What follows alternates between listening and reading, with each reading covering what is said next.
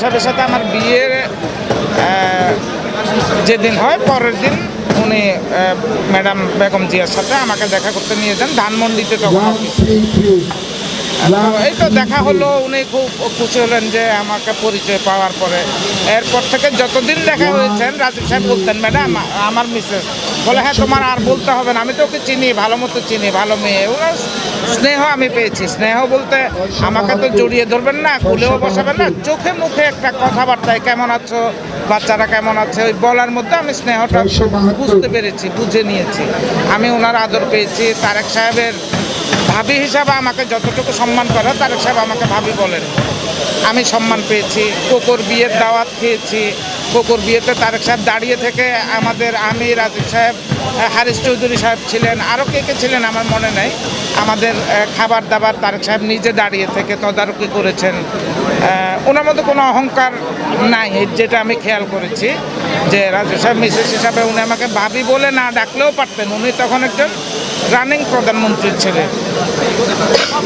সম্ভবত।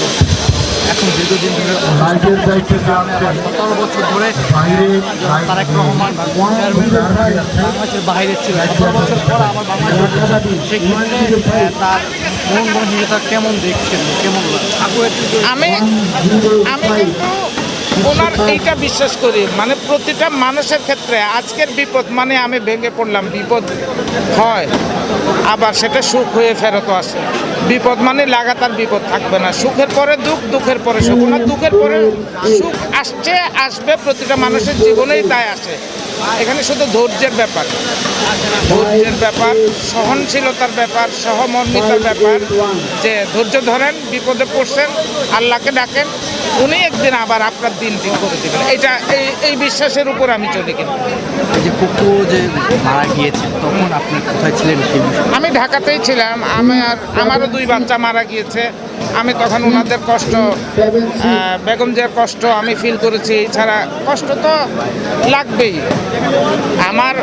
আমি জানি আমার 2 বাচ্চা মারা গিয়েছিল, কেমন লাগবে আমার, ওইটা মানে অবিশ্বাস্য মনে হচ্ছিল। এই আর পরবর্তী কোনো রাজনীতিতে যাওয়ার কোনো পরিকল্পনা বা প্ল্যান আছে রাজনীতি করার?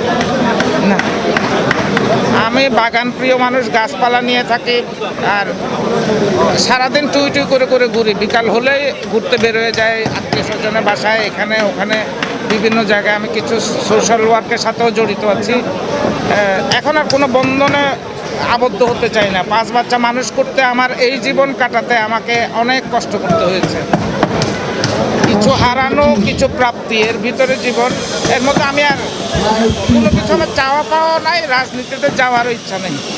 সংসার জীবন এখন কেমন যাচ্ছে? আলহামদুলিল্লাহ, আলহামদুলিল্লাহ। আমার কোনো দায়িত্ব না, 1 কাপ চাও আমাকে বানিয়ে খেতে হয় না। ছেলে আছে, ছেলের বউ আছে, ছেলে বানিয়ে দেয়, ছেলে না পারলে বউ এনে বানিয়ে দেয়। খাবার দাবার আমার টেবিলে রেডি থাকে। বললাম না, আমি ঘুরি ফিরি খাই। এখন আমার রিটায়ার্ড। এর বাচ্চাদেরও বলে দিয়েছে, আমি তোমাদের 1 কাপ চাও বানিয়ে দেবো না, কারণ আমি 50-এর পরে আমার ছুটি, 50-এর পরে আমার রিটায়ার্ড লাইফ।